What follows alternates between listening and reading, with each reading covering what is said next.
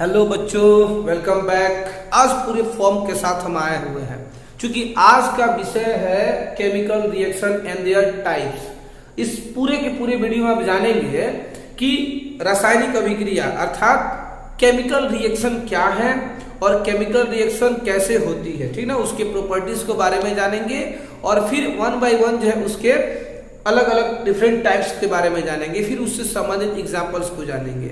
इसके बाद जो हम अगला जो वीडियो आपको पोस्ट करेंगे वो केमिकल इक्वेशंस यानी कि रासायनिक समीकरण के बारे में बताएंगे, ठीक ना। उसमें कुछ लिमिटेशंस वगैरह आएगी, कुछ एडवांटेज आएगी, कुछ डिसएडवांटेज आएगी। इन सब के बारे में हम अगले वीडियो में चर्चा करेंगे। अभी का हम चर्चा करने वाले हैं केमिकल रिएक्शन अर्थात रासायनिक अभिक्रिया के बारे में, ठीक ना। तो चलिए शुरू करते हैं। खूब ध्यान लगाए, कॉपी और पेन लेकर के बैठ जाइएगा। जो भी नोट्स मिलेंगे आप लोग फटाफट लिखते जाइएगा क्योंकि रिपीट टेलीकास्ट नहीं होगा और पूरे मन लगाकर सुनिएगा, ठीक ना।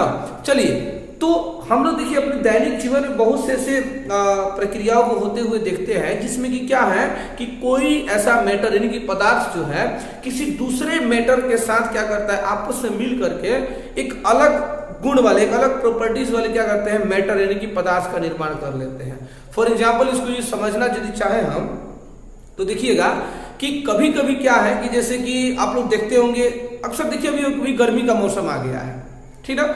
चूंकि हम एग्जाम्पल वही देंगे जो आपको बेटर समझ में आएगा। देखिएगा क्या है कि अभी आम का सीजन आ चुका है।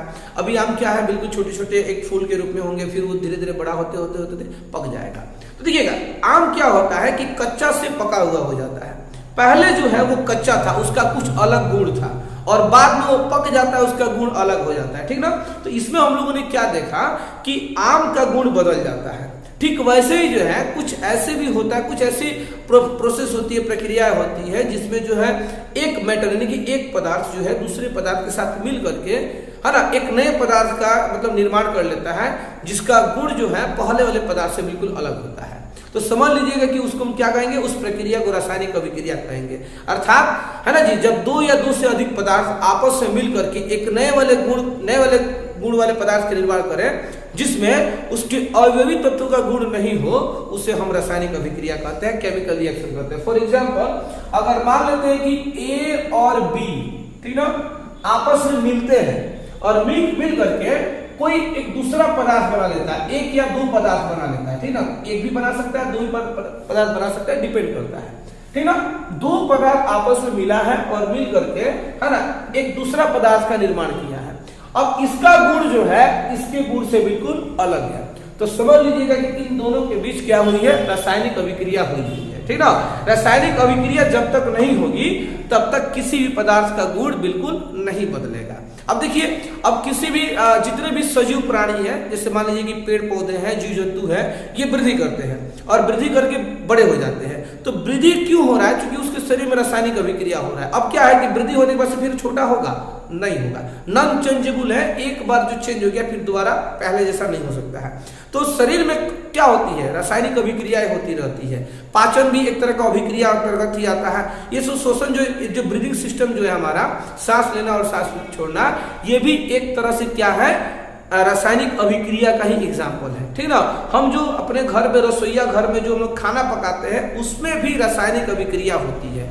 अर्थात रासायनिक अभिक्रिया जो है बहुत जगहों पर होता है और जिसके वजह से जो है हमको कई प्रकार के फायदे भी होते हैं और कई प्रकार के नुकसान भी होते हैं। अब नुकसान में क्या, फायदे तो समझ गया, फल पक गया खा लेते हैं, बहुत मजा आता है ना जी, आम फलों का राजा है, बड़ी मजा आता है खाने में। लेकिन उसका रासायनिक अभिक्रिया का हम कुछ आपको क्या हानि भी बताने वाले हैं। जैसे अब देखिए तेजाब को ले लीजिए। अब तेजाब में भूल करके भी क्या नहीं करिएगा, पानी नहीं डालिएगा। क्यों?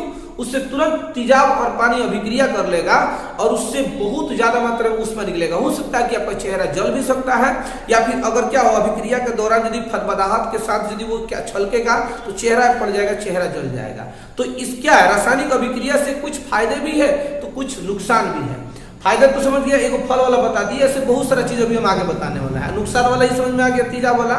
अब चलिए हम लोग कुछ आगे बढ़ते हैं। तो रासायनिक अभिक्रिया जब भी होता है दो पदार्थों के बीच या दो से अधिक पदार्थों के बीच क्या होता है कि उसमें गुण बदल जाता है, एक नए गुण वाले पदार्थ का निर्माण कर लेता है। ठीक ना। अब वो जो नया गुण वाले पदार्थ का जो निर्माण करेगा वो क्या होगा, पहले वाले पदार्थ से बिल्कुल अलग हो जाएगा, ठीक ना। एग्जाम्पल के तौर पर सोच सकते हैं, जैसे कि देखिए सोडियम को ले लेते हैं। सोडियम एक तरह का धातु होता है, बहुत एक्टिव एलिमेंट है, ठीक ना। जब इसकी रिएक्शन हम क्लोरीन गैस से कराते हैं, क्लोरीन से कराते हैं, तो ये सोडियम क्लोराइड बना देता है।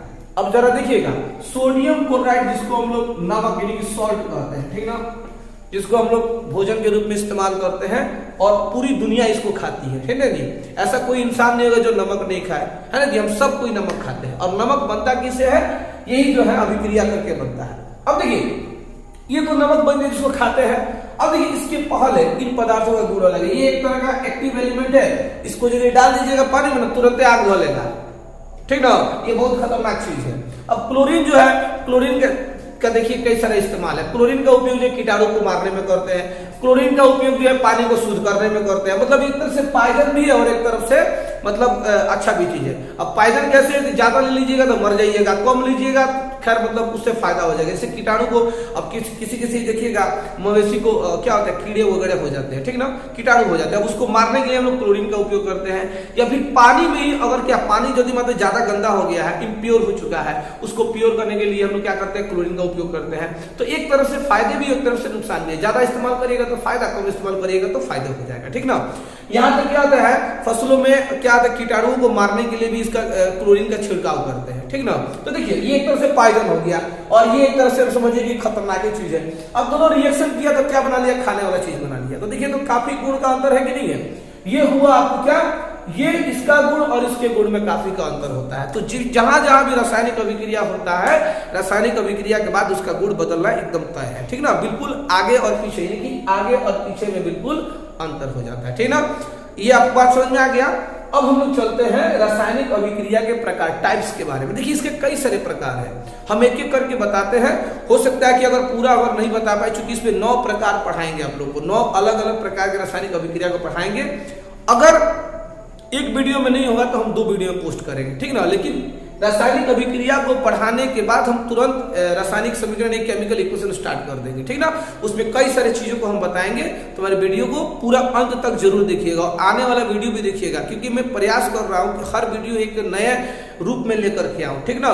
चलिए तो अब हम लोग शुरू करते हैं रासायनिक अभिक्रिया के प्रकार। सबसे पहला अभिक्रिया आएगा संयोजन अभिक्रिया, ठीक ना। ये क्या है समझिएगा ध्यान से।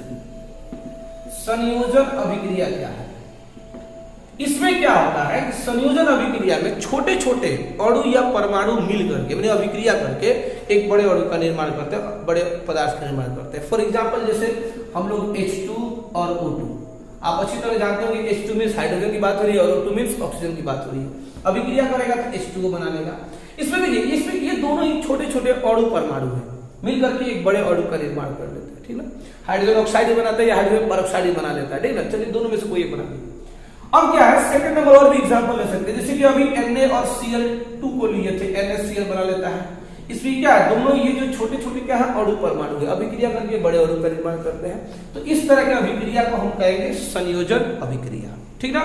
अच्छा अब सेकंड नंबर आता है वियोजन अभिक्रिया, ठीक ऊपर वाले का उल्टा, वियोजन अभिक्रिया, ठीक है। ध्यान से सुनिएगा क्योंकि एग्जाम में बहुत ज्यादा ये पूछा करता है, ठीक है। ये अभिक्रिया के प्रकार को तो खूब ध्यान से सुनिएगा। वियोजन अभिक्रिया क्या है, इसमें क्या होता है। अच्छा इसमें हमने बताया कि छोटे छोटे अणु परमाणु मिलकर बड़े अणु का निर्माण करता है। अब इसी का उल्टा इसमें कहेंगे कि बड़े अणु, एक बड़े पदार्थ अणु टूट करके छोटे छोटे परमाणु या अणु में क्या होता है, टूट जाता है, ठीक ना। उससे हम क्या कहेंगे, उसे हम वियोजन अभिक्रिया कहेंगे, ठीक ना। अब देखिए जैसे कि CsU3 को लेते हैं, इसको कहते हैं कैल्शियम कार्बोनेट, जिसको आप लोग क्या बोलते हैं, चूना पत्थर के नाम से भी इसको जानते हैं ना जी। जब ये टूटेगा ना तो ये बनाएगा CaO, कैल्शियम ऑक्साइड, और कार्बन डाइऑक्साइड CO2 बनेगा। ठीक है, तो ये बड़ा अणु टूट करके छोटे छोटे है ना जी अणुओं में विभक्त हो गया, तो इसको कह देंगे वियोजन अभिक्रिया। वियोजन अभिक्रिया किससे कहते हैं, तो वैसी अभिक्रिया जिसमें कोई एक बड़ा अणु टूट करके छोटे छोटे अणु में विभक्त हो जाए उसे वियोजन अभिक्रिया कहते हैं। अच्छा इसके बाद आएगा आप लोगों को है ना जी, थर्ड नंबर में आएगा प्रकाश रासायनिक अभिक्रिया। प्रकाश रासायनिक अभिक्रिया खूब ध्यान से समझिएगा क्योंकि बहुत अच्छा कंटेंट आपको देने वाले हैं, ठीक ना। और वैसे ही केमिस्ट्री हमारा फेवरेट सब्जेक्ट है ना जी। और आप लोग ये सोच रहे हैं कि सर जो आपका फेवरेट सब्जेक्ट ही है तो इतना दिन से आप केमिस्ट्री क्यों नहीं दिए थे। तो देखिए हम आपको एक बात बताने वाले हैं क्योंकि हमारा क्लास बहुत ज़्यादा है और क्या होता है कि इसमें हमको क्लास लेने में बड़ा दिक्कत हो जाएगा क्योंकि ऑनलाइन भी नहीं आ पाते। देखते होंगे आप लोग कि वीडियो कभी कोई 2-2 दिन तक पोस्ट नहीं हो पाता है। पिछले महीने में मतलब फरवरी महीने में तो बहुत वीडियो गैप हो गया था और उसमें कारण ये था कि चूंकि हमारी शादी थी और उस शादी के समय में जो है हम आप लोगों को वीडियो नहीं बनाकर दे पाए, उसके लिए बहुत बहुत हमारा एक तरह का अफसोस रहेगा। लेकिन खैर कोई बात नहीं है, हम प्रयास करते हैं कि आप लोग हर दिन जो है नया नया वीडियो देते जाए और हर दिन जो है सिस्टमेटिक तरीके से आपको वीडियो में दूं ताकि आप लोग घर पे रह करके आसानी से पढ़ सके। बस आप लोगों को यही करना है कि वीडियो देखिएगा और सलाह करिएगा अपने जो आपके जो दोस्त होंगे, आपके जो फ्रेंड्स होंगे उनको बोलिएगा देखे, ठीक ना। शेयर लाइक जरूर कर लीजिएगा, है ना जी। मन करे तो सब्सक्राइब कर लीजिएगा, है ना जी, नहीं तो फिर वीडियोस देखते रहिएगा। चलिए आगे चलते हैं। तो प्रकाश रासायनिक अभिक्रिया किसे कहते हैं? नाम से ही क्लियर है जी, वैसी अभिक्रिया जो प्रकाश की उपस्थिति में हो। कौन सी प्रकाश? ये बल्ब वाला प्रकाश नहीं, दिया वाला है, मोबाइल फ्लैश का प्रकाश की बात नहीं हो रही, बात हो रही है सूर्य के प्रकाश की, सनलाइट की बात हो रही है ना जी। जो अभिक्रिया सनलाइट की उपस्थिति में मतलब घटित हो उसको हम लोग क्या कहेंगे? उसे हम प्रकाश रासायनिक अभिक्रिया कहेंगे। देखिए अब इसका एग्जाम्पल लेते हैं। हाइड्रोजन और क्लोरीन गैस को ले लीजिए, ठीक ना। दोनों को किसी एक पात्र में बर्तन में रख करके मिला करके छोड़ दीजिए और छांव में रख दीजिए। 1 साल नहीं 10 साल छोड़ दीजिएगा तो अभिक्रिया नहीं होगा। और इसे तुरंत क्या करिए? धूप में लेकर चले जाइए, तुरंत अभिक्रिया करेगा और हाइड्रोजन क्लोराइड की हाइड्रोक्लोरिक अम्ल बना लेगा, ठीक है, जो कि एक बहुत तीव्रनाशक अम्ल होता है, ठीक है जी। तो यह अभिक्रिया कब हुआ? जब आप इसको सनलाइट में लेकर गए। और सनलाइट में नहीं लेकर गए होते तो बनता नहीं बनता, ठीक ना। तो एक तरह से उत्प्रेरक का काम करे। उत्प्रेरक किसको कहते हैं? जो क्या करे? किसी अभिक्रिया को जल्द यानी कि बढ़ाने में काम कर दे, फटाफट अभिक्रिया को कराने के लिए कर दे, उसको उत्प्रेरक कहते हैं। जैसे कभी कोई होता है ना, हम लोग गाँव में क्या होता है कि कोई चीज जो है जैसे खेती बाड़ी में लोग काम खेत में काम करने जाते हैं तो बोझा रहता है ना जी, धान गेहूं का बोझा रहता है, तो इस अकेले तो उठेगा नहीं, दूसरे को सपोर्ट में ले लेते हैं, है ना जी। सपोर्ट में आता है, तुरंत क्या होता है? उठाता है, तुरंत सर पे चढ़ जाता है। तो वो सपोर्टर हुआ। उसी तरह से उत्प्रेरक एक तरह का सपोर्टर होता है जो अभिक्रिया नहीं हो रही होती है, धीरे धीरे होती है, उसको फास्ट कर देती है, उसको हम क्या कर देंगे? उत्प्रेरक कर देंगे। तो सनलाइट हमारा क्या होता है? उससे उत्प्रेरक हुआ। तो ये हुआ वो प्रकाश रासायनिक ऊर्जा। अब नंबर 4 में आएगा उदासीनीकरण अभिक्रिया। उदासीनीकरण, उदासीनी होता है ना जी, उदासीनीकरण अभिक्रिया। अब देखिए ये कैसी अभिक्रिया है ना जी, नाम सुन करके बोल रहे ना हो रहे हैं जी जी। क्योंकि केमिस्ट्री को कुछ लोग कहते हैं कि नीरस सब्जेक्ट है, लेकिन मेरा मानना है कि कोई सब्जेक्ट नीरस नहीं होता है। मन लगा के पढ़िएगा तो सब मजा आएगा। अब मन नहीं लगेगा ना तो सब विषय खराब ही रहेगा, ठीक ना। चलिए तो उदासीनीकरण, ऐसा लग रहा है उदासीन न्यूट्रल टाइप का ऐसे कुछ आप लोगों को फीलिंग आ रहा होगा, ठीक ना। बिल्कुल वही जो फीलिंग आपकी आ रही है बिल्कुल सही आ रही है, क्योंकि आपका माइंड सही जगह जा रहा है, ठीक ना। क्योंकि आप सही सोचने में सक्षम है, इसलिए आप इस तरह का बात सोच रहे हैं। चलिए उदासीनीकरण अभिक्रिया किसे कहते हैं? तो देखिएगा जब अम्ल और भस्म, कौन जी? अम्ल और भस्म, ठीक है, अभिक्रिया करता है। भस्म अम्ल कह दे, चाहे अम्ल और भस्म कह दे, अभिक्रिया करता है तो लवण बनाता है और जल बनाता है, ठीक ना। जब भस्म और अम्ल अभिक्रिया करता है तो लवण और जल बनाता है। अब इस तरह की अभिक्रिया में ये उदासीन नहीं होता है, ठीक ना। अब इसी प्रकार की अभिक्रिया को उदासीनीकरण अभिक्रिया कहते हैं। एग्जाम्पल के तौर पर ले सकते हैं, है ना जी, NaOH, चाहे Na2O ले सकते हैं, ये भी हमारा भस्म ही है। अब अम्ल के तौर पर HCl ले लेते हैं, ठीक ना। ये भस्म हुआ और ये अम्ल हुआ, अभिक्रिया करेगा तो NaCl बना लेगा लवण और क्या कर लेगा? जल बना लेगा। अब इस अभिक्रिया को हम क्या कर देंगे? उदासीनीकरण अभिक्रिया कह देंगे। बात समझ में आ रहा है जी? कुछ ज्यादा बोल रहे हैं ना जी। तो देखिए ये आपको बहुत आसानी से हो गया, ठीक ना। अब देखिए नेक्स्ट क्या है, इसी का एग्जांपल और भी ले सकते हैं हम लोग। देखिए जितने भी धातु के ऑक्साइड होते हैं ना, जितने भी धातु के ऑक्साइड है ना जी, वो सब के सब क्या होते हैं? वो भस्म होते हैं। और कुछ भस्म को ही क्षार कहा जाता है। तो किस भस्म को क्षार कहेंगे? तो जो भस्म जल में घुल जाए उसे क्षार कहते हैं। अच्छा, धातु के ऑक्साइड को हमने भस्म कहा और धातु के ऑक्साइड को क्या कहते हैं? टोटल को अम्ल कहते हैं, ठीक ना। एक ट्रिक से एग्जाम पूछता है धातु के ऑक्साइड को क्या कहते हैं, तो क्या कहिएगा? भस्म कहते हैं, ठीक ना। चलिए ये हो गया उदासीनीकरण अभिक्रिया। अब हम लोग आगे बढ़ते हैं, 4 नंबर हो गया, 5 नंबर पे चलते हैं। 5 नंबर में है जो कि अवक्षेपण अभिक्रिया, ठीक ना। 5 नंबर में अवक्षेपण अभिक्रिया, प्रेसिपिटेशन रिएक्शन इसको कहते हैं, ठीक ना। अब हम सोच रहे हैं बहुत जल्द जो है बच्चों का डिमांड आ रहा है ऑफलाइन क्लासेस में कि सर एक इंग्लिश का सीबीएसई बैच भी स्टार्ट करिए, तो बहुत जल्द जो है हम यहाँ पे शुरू करने वाले हैं। तो जिन लोगों को लगे कि ऑफलाइन क्लासेस मतलब ज्वाइन करें तो हमारे यहाँ आ सकते हैं और हमारे यहाँ क्लास ज्वाइन कर सकते हैं। सीबीएसई के लिए भी स्पेशल अब व्यवस्था करने जा रहे हैं हम, और खैर बिहार बोर्ड बीएसईबी के लिए तो हो ही रहा है। तो जिन लोग क्लास अटेंड करना चाहते हैं, देखिए अभी समय है, ज्यादा सिलेबस नहीं निकला, आप लोग क्लास आकर के अटेंड कर सकते हैं, ठीक ना। चलिए, तो अवक्षेपण अभिक्रिया किसे कहते हैं, नाम से ही क्लियर है जी। हाँ जी, क्या होता है बताइए तो जिस अभिक्रिया के फलस्वरूप अवक्षेप बने उसे अवक्षेपण अभिक्रिया कहते हैं। जिस अभिक्रिया के फलस्वरूप क्या बने, अवक्षेप बने, उसे अवक्षेपण अभिक्रिया कहते हैं। फॉर एग्जाम्पल NaCl ले लेते हैं, है ना जी, चाहे NaNO3 ले लेते हैं, इसको कहते हैं सोडियम नाइट्रेट, और एक लेते हैं AgCl2 ले लेते हैं, इसको कहते हैं सिल्वर क्लोराइड। जब अभिक्रिया करेगा तो AgNO3 बना लेगा जी, क्या बना लेगा, AgNO3 की सिल्वर नाइट्रेट बना लेगा, और ये बना लेगा आपको NaCl। अब अवक्षेप कौन बना है, अवक्षेप बना है AgNO3। अवक्षेप का मतलब देखिएगा, इसको समझाते हैं एक एग्जांपल लेकर के। जैसे कि आप लकड़ी को जलाते हैं, लकड़ी को जलाने के बाद से कुछ ना मिलता है ना, क्या मिलता है, लड्डू, क्या मिलेगा, सोना हीरा, नहीं, कुछ नहीं मिलेगा। लकड़ी को जलने के बाद से राख मिलेगा, तो राख को अवक्षेप प्रेसिपिटेट कहेंगे, ठीक है ना। उसी तरह से ये अभिक्रिया जब हुआ है सोडियम नाइट्रेट और सिल्वर क्लोराइड के बीच में, तो अभिक्रिया करने के बाद देखिए ये क्या बन गया है, ये आपको सिल्वर नाइट्रेट बना है और सोडियम क्लोराइड, यही इसमें अवक्षेप है। अब कई लोगों को लग रहा होगा सर आपको कैसे लग रहा है कि यही अवक्षेप बनेगा, ये क्यों नहीं बनेगा, तो देखिए इसके लिए आपको ज्यादा डीप समझना पड़ेगा, इसके लिए हम अलग एक वीडियो लाना पड़ेगा, तब आपको इसके बारे में समझा पाएंगे। क्योंकि एक ही वीडियो में सब संभव नहीं होगा, तो आगे वीडियो देखते रहिए। बहुत केमिस्ट्री का क्लास हम शुरू कर दिए, बहुत मजा आने वाला है, आगे चल के बहुत मजा आएगा आप लोगों को। और इतना तो आप लोगों को मैं जरूर कहना चाहूंगा कि केमिस्ट्री को इस तरीके से आपके दिमाग में बैठा दूंगा कि केमिस्ट्री आप कभी भूलिएगा ही नहीं, ठीक ना। अब कुछ लोग ये नहीं समझिएगा, अच्छा मैंने सर अपने आप को बहुत घमंड करते, देखिए मैं घमंड नहीं करता हूँ, बस ये कहना चाह रहा हूँ कि मुझे अच्छा लगता है केमिस्ट्री। अब आपको कैसा लगता है मुझे नहीं पता है, लेकिन आप देखते रहिए वीडियो, आप भी केमिस्ट्री के दीवाने हो जाइएगा, ठीक ना।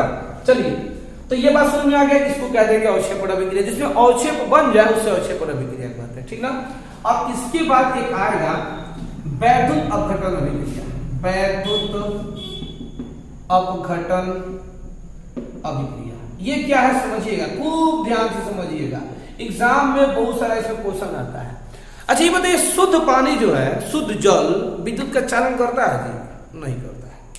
इसका आंसर क्या होगा, नहीं करता है। अगर शुद्ध जल को विद्युत का चालन कराना हो तो क्या करना पड़ेगा, उसमें कोई ना कोई लवण, यानी कि जैसे NaCl या MgCl2 या ZnCl2 को मिलाना पड़ेगा। जब तक आप लवण को नहीं डालिएगा ना, तो वो शुद्ध पानी विद्युत धारा का चालन नहीं करेगा, ठीक है। अब समझिए इसको कैसे, जब आप क्या करिए, पानी ले लीजिए और उसमें नमक को डाल दीजिए, नमक को डालकर घोल दीजिए। जब घोलिएगा ना, तो नमक में जो क्या होता है, NaCl, है ना जी, NaCl, इसमें दो तरह के आयन्स होते हैं, एक होता है Na+ और एक होता है Cl-। दो तरह के आयन होते हैं। जैसे ही नमक को पानी में डालिएगा ना, वो क्या जब घोलिएगा तो ये तुरंत जो है NaCl यानी सोडियम क्लोराइड का जो आयन जो टूट जाएगा, और टूट करके पूरे पानी में चारों तरफ फैल जाएगा। और उसके बाद जब धारा प्रवाह करिएगा ना, तो क्या धारा का प्रवाह होने लगता है, यानी कि वो एक विलयन जो है धारा विद्युत का सुचालक हो जाता है, कंडक्टर हो जाता है। अब जरा मैं आप लोगों से एक प्रश्न पूछना चाहता हूं कि जब हम नमक को नहीं डाले थे तो पानी जो है धारा का चालन नहीं कर रहा था, नहीं ना कर रहा था, लेकिन जैसे ही नमक को डालते धारा का चालन होने लगता है। तो इसका मतलब क्या हुआ, यानी कि इसका मतलब यह हुआ कि धारा का चालन पानी के कणों से नहीं हो रहा है, पानी में उपस्थित कणों से नहीं हो रहा है, वो धारा का चालन जो है सोडियम क्लोराइड के आयंस यानी कि चार्जेबल पार्टिकल से हो रहा है। अर्थात हम ये कह सकते हैं कि पानी न कभी कंडक्टर था न कभी होगा। पानी कंडक्टर यानी कि पानी को कंडक्टर माना गया है, क्यों, चूंकि इसमें नमक को घोला गया है और उस नमक के आयन से ही होकर के क्या हो रहा है, करंट फ्लो कर रहा है। इसका मतलब यह है कि पानी जो है कभी भी कंडक्टर नहीं हो सकता है, उसको कंडक्टर मान लिया गया है, ठीक ना, कंडक्टर कभी नहीं हो सकता है। अब जरा सोचिए, अब क्या करेंगे अब मिक्सचर में, उस बिलियन में, सॉल्यूशन में क्या करेंगे, अब हम लोग क्या करेंगे, बैटरी से जोड़ करके, निपो बैटरी जो सेल जो आता है उसको जोड़ करके, ठीक है, ऐसे सेल होता है, डायग्राम हम आपको बना देते हैं, ऐसे सेल होता है, ऊपर प्लस होता है और निचला हिस्सा माइनस होता है ना जी, ऐसे तार जोड़ करके, है ना जी, क्या करेंगे, बिलियन में दोनों तार को ऐसे नंगा, थोड़ा सा उसको तार को नंगा कर देंगे, यानी कि छील देंगे उसको, ठीक ना, और छील करके उसको पानी में डुबा देंगे, बिलियन में डुबा देंगे। तो क्या होगा, जैसे ही धारा उसमें करंट फ्लो करेगा ना, तो देखिएगा उसमें से कुछ बुझबुझा टाइप का कुछ निकलना शुरू हो जाएगा। और ध्यान से देखिएगा, बुझबुझा जब निकलना शुरू हो जाएगा, मतलब समझ लीजिएगा रिएक्शन करना शुरू कर दिया, और जब रिएक्शन करना शुरू कर दिया तो उस सॉल्यूशन में, उस जलीय विलयन में, एक्वियस सॉल्यूशन जो होता है उसमें कौन कौन से आयन घुले हैं, Na और Cl का मतलब उसमें आयन घुले हुए हैं।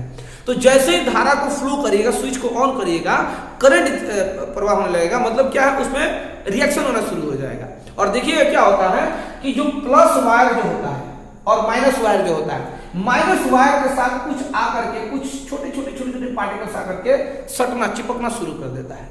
और जो प्लस वायर जो होता है उससे क्या होता है, हल्का हल्का बुझबुझा टाइप का, बुलबुला टाइप का, वो उस क्या होता है, उस विलयन से बाहर निकलना शुरू कर देता है। ये जो बाहर जो निकल रहा है ये क्लोरीन होता है, क्लोरीन गैस होता है, टूट जाता है। तो अभिक्रिया कब हुआ, जब धारा प्रवाह की है तब हुआ। और सोडियम जो आयन जो होता है, वो सोडियम क्या होता है, इस कैथोड, यानी कि माइनस वाले को कैथोड कहते हैं, प्लस वाले को एनोड कहते हैं। तो जैसे ही धारा प्रवाह करिएगा, सोडियम आयन जो है वो क्या होगा, तुरंत जो है वो कैथोड से चिपकना शुरू कर देगा और क्लोरीन आयन जो है वो एनोड से होकर के निकलना शुरू हो जाएगा, ठीक ना। अब अभिक्रिया कब हुआ, जब धारा प्रवाह की, इसलिए इस प्रकार की अभिक्रिया को वैद्युत अपघटन अभिक्रिया कहेंगे।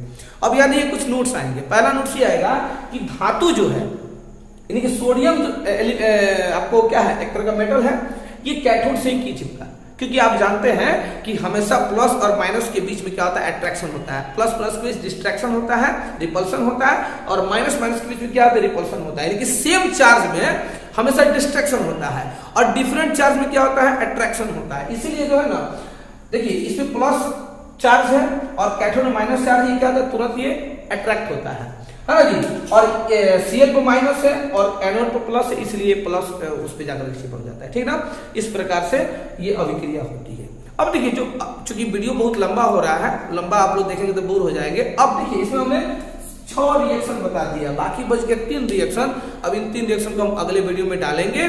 तब तक के लिए, हमेशा के लिए देखने के लिए बहुत बहुत आप लोग का धन्यवाद।